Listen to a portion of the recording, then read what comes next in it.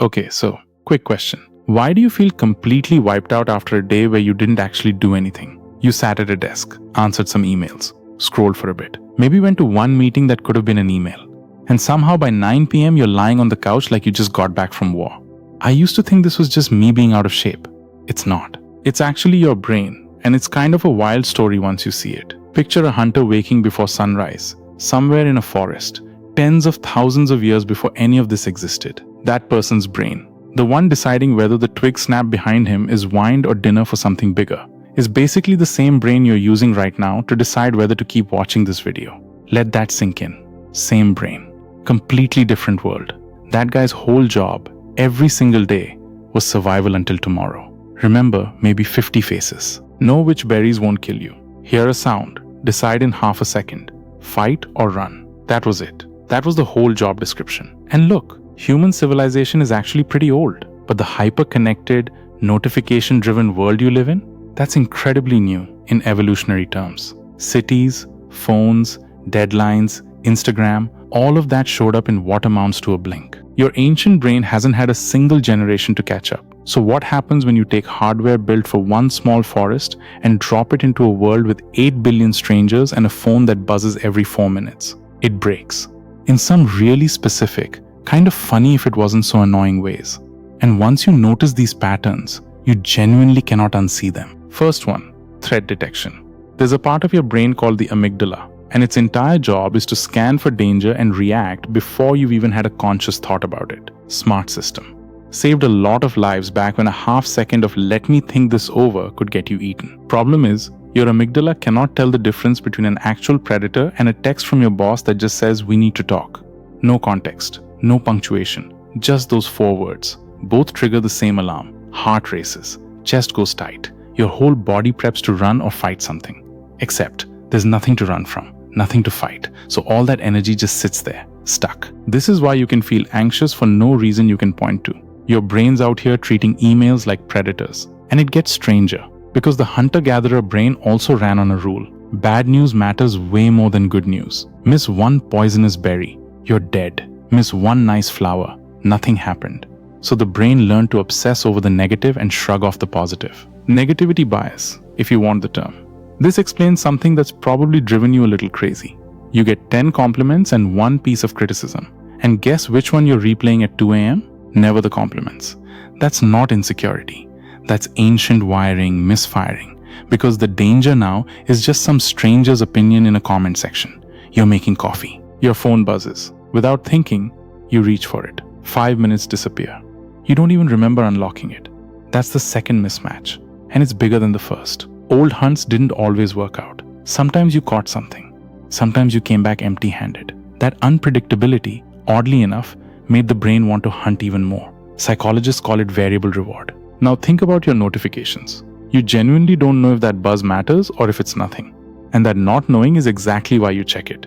It's not weak willpower. It's the same reward circuit your ancestors used to decide whether to keep hunting. Except now the prey is a little red bubble. Nobody invented this, by the way. Companies just found it lying around in human brains and pointed an entire industry at it. Try this later. Count how many times today you picked up your phone without deciding to. You won't be able to. That's the part that's genuinely a little unsettling. An ancient system running quietly in the background, making the decision before you're even aware one got made. You open Instagram for just 1 minute. 30 seconds later, someone bought a house. Someone's on vacation. Someone has the perfect body. Suddenly, your ordinary Tuesday feels like failure. Third mismatch. Maybe the sneakiest one. Think about the people who came before civilization.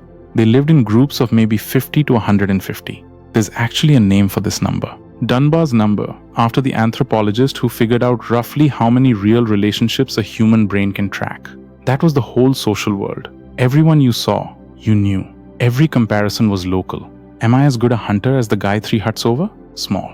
Contained. Now look at your world. You're not comparing yourself to 100 people anymore. You're comparing yourself to the best looking, most successful, most filtered version of basically the whole planet, delivered in an endless scroll. And your brain can't tell the difference between your actual neighbor and a stranger online who edited 40 photos to post one. It treats them the same. Someone in your tribe, someone to measure yourself against. Weird, right?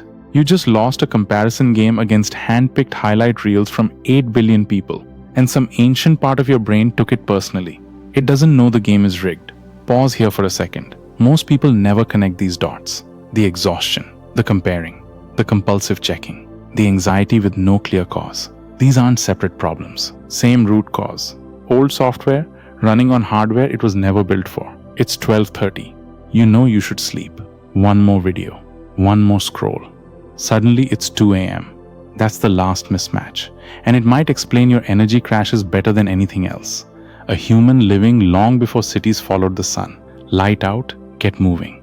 Dark, go to sleep. There was no 5 more minutes at 1 in the morning. No screen tricking the brain into thinking it's still noon. Your body's still running on that old clock, your circadian rhythm. And it controls your hormones, your energy, your hunger. Modern life just ignores it. Artificial light stretches the day. Screens delay melatonin. Coffee papers over the crash instead of fixing it. You're fighting your own biology every day and calling the result being busy. So here's the full picture.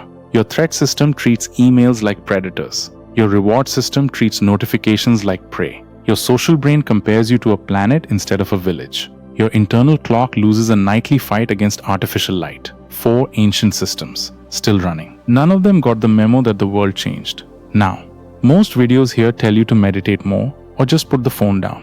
Here's what's fascinating though. That advice misses the point. Because it treats this like a discipline problem. It's not. You're trying to override an ancient brain using willpower that came out of that exact same brain. It's like trying to fix a buggy program using the buggy code that caused the bug. It's not going to work. What actually works is different. You don't fight the brain. You design around it. You don't beat the notification pull by trying harder. You beat it by putting the phone in another room, so the reward circuit never fires in the first place. You don't beat the comparison trap with a quote about comparison is the thief of joy. You beat it by shrinking your feedback down towards something closer to that old number. Real people, actual relationships, instead of curated strangers. You don't calm the anxiety spiral by thinking positive thoughts really hard. You give that fight or flight energy somewhere real to go. Movement, actual exertion. So it doesn't sit trapped in your chest at midnight. None of this makes you a different person. It just means you finally understand the person you already were. Because here's what nobody tells you.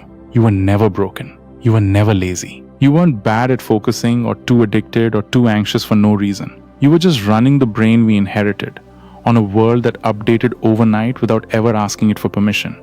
And once that clicks, something shifts. The guilt starts to loosen.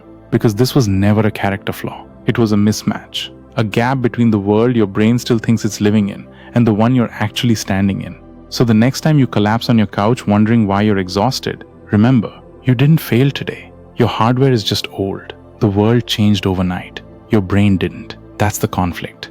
And now that you know it exists, what are you going to do about it?